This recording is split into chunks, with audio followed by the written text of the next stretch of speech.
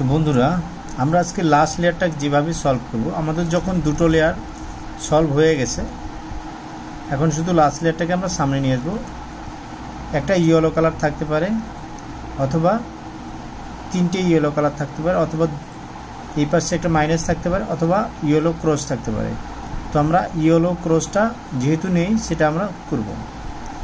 সেটাকে প্রথমে ফ্রন্ট সামনেটাকে একবার দিব, তারপরে সেটাকে সেক্সি মুভ বলা হয়। R U, R back, U back, আবার এফ যেটা দিয়েছিলাম সেটাকে আবার ব্যাক দিব, এটাকে বলা হবে এফ ব্যাক। আমার এরপরে যদি আমি আগে বলেছি এরকম থাকতে পারে পজিশন, এভাবে রাখবো। রেখে আমরা সেম সূত্রটা আবার দেব। প্রথমে দেব এফ, তারপরে দেব R U, R back, U back, এভাবে এটা। আমার একটা মাইনাস তৈরি হয়ে গেছে। যদি মাইনাস এরকম থাকে, সেটাকে আমরা এইভাবে রাখবো। সেম সূত্রটা আবার দিব।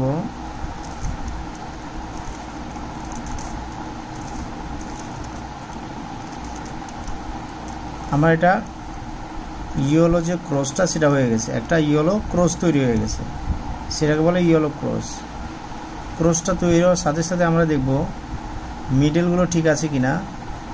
আমার একটা মিডল ঠিক আছে। আমরা দেখব যে কোনো দুটো কালার পাশাপাশি আমার মিলে যাবে। সাপোজ আমরা এটাকে মিলাচ্ছি, এটাকে দুটো কালার পাশাপাশি মিলে গেছে, আর এটা মেলেনি, এটা মেলেনি, কোনো সমস্যা নেই। যদি এই পজিশনে আসে, সেটাকে আমরা রাইট সাইডে অথবা ব্যাক সাইডে দুটো জায়গায় রাখবো, রাইট এবং ব্যাক।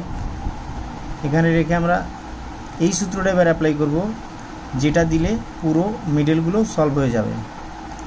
সেটাকে দেব আর একবার উপরে দিব, তারপরে ইউ দিব, আবার আর ব্যাক, আবার ইউ, আবার আর, এটাকে দুবার নিয়ে আসবো, সেটাকে দিয়ে এটাকে ঠিক করে দেব। আমার মিডলটা ঠিক হয়ে গেছে, সবগুলো মিডলই ঠিক যে পজিশনে আছে। ইয়েলো যে ক্রসটা সেটাও ঠিক আছে, ইয়েলো ক্রসটাও ঠিক আছে। এখন আমরা কর্নার দেখব, যে কোনো একটা কর্নার। এই কর্নারটা ঠিক নেই, এই কর্নারটা ঠিক নেই, এই কর্নারটা ঠিক নেই, এই কর্নারটাও ঠিক নেই। তার মানে আমার একটা কর্নারও ঠিক নেই।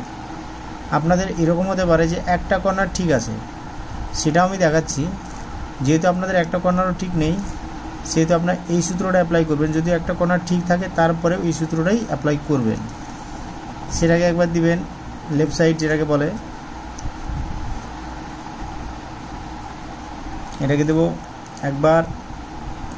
এখন এই ইউটাকে দেবো একবার। ইউটাকে দেওয়ার মানে হচ্ছে এই যে এখানে যে সাদা কালারটা ছিল, সেটা পিছনে চলে গেছে, কোনো সমস্যা নেই, এটা এখানে থাকুক। আমরা এই রাইট সাইডটাকে আবার বের করব, সেটাকে আমরা ব্যাগে দেব। ব্যাগে দেওয়ার সাথে সাথে দেখব যে এইটা আবার চলে আসবে আগের জায়গায়, সেটাকে আমরা আগের জায়গায় দিয়ে দেব। তো এটাকে যখন দিয়ে দিলাম, সেটাকে আবার এখান থেকে এখানে নিয়ে আসবো আগের জায়গায়, নিয়ে সেটাকেও আগের জায়গায় দিয়ে দেবো। দিয়ে এই মিডলটা ঠিক করে নেব। যেহেতু আমার একটা কর্নারও ঠিক ছিল না, এখন কিন্তু যে কোনো একটা কর্নার ঠিক হয়ে যাবে। সাপোজ আমার এটা ঠিক হয়নি, এটা ঠিক হয়নি, এটা ঠিক হয়নি, এই কর্নারটা ঠিক হয়ে গেছে। এটা বুঝবো কিভাবে? তিনটে কালার আশেপাশে, তিনটে কালার ঠিক আছে, তার মানে এটা পজিশনটা ঠিক আছে। এটাকে রাইট সাইডে রেখে আমরা সেম সূত্রটা আবার দেব, তাহলে আমার সব কর্নারগুলো মিলে যাবে। সেম সূত্রটা আবার দেব।